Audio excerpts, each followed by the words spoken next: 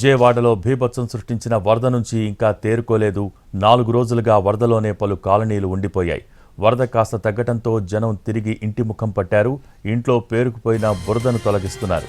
మరోవైపు బుడమేరకు మళ్లీ వరద పెరిగే అవకాశం ఉండటంతో ప్రజలు భయాందోళనకు గురవుతున్నారు.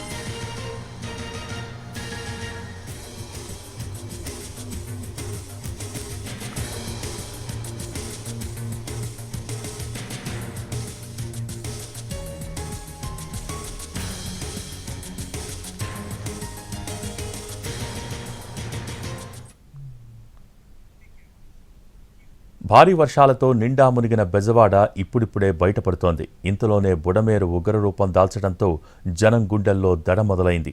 బుడమేరు వరద పోటెత్తబోతోందని ఎన్టీఆర్ జిల్లా గొల్లపూడి పరిసర ప్రాంతాల్లో దండోరా వేశారు అధికారులు. మైకులతో ప్రజలను అప్రమత్తం చేశారు. సురక్షిత ప్రదేశాలకు వెళ్లాలని లేదా ప్రభుత్వ పునరావాస కేంద్రాలకు చేరుకోవాలంటూ హెచ్చరికలు జారీ చేశారు.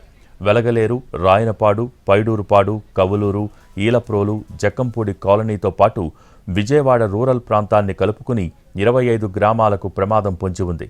దీంతో ఆయా ప్రాంతాలలోని వారంతా బిక్కుబిక్కుమంటూ గడుపుతున్నారు.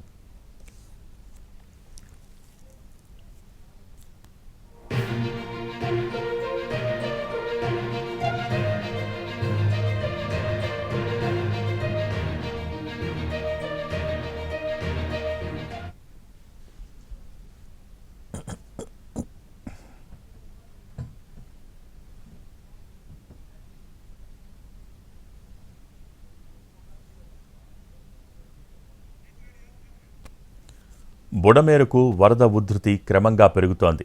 నిడమానూరు, ఎనికేపాడు, ప్రసాదంపాడు, కాలువగట్ల ప్రాంతాల వాసులకు రాష్ట్ర ప్రభుత్వం అలర్ట్ మెసేజ్లు పంపించింది. బుడమేరు పంట కాలువలకు గత 4 రోజులుగా వరద ఉప్పొంగి ఎక్కడికక్కడ గట్లు తెగిపడ్డాయి.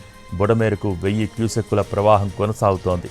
ఎగువ ప్రాంతాల్లో వర్షాలు కురుస్తూ ఉండటంతో 8000 క్యూసెక్కుల వరద వచ్చే అవకాశం ఉందని అంచనా వేస్తున్నారు.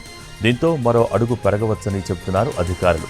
గండిపడ్డ చోట ప్రస్తుతం బుడమేరు ప్రవాహం 3 అడుగులకు చేరింది. ఇప్పటికే మొదటి గండిని పూడ్చారు. మిగతా 2 గంటలు పూడ్చేలా పనులు జరుగుతున్నాయి. పెరుగుతున్న వరద ప్రవాహంతో పనులకు ఆటంకం కలుగుతోంది.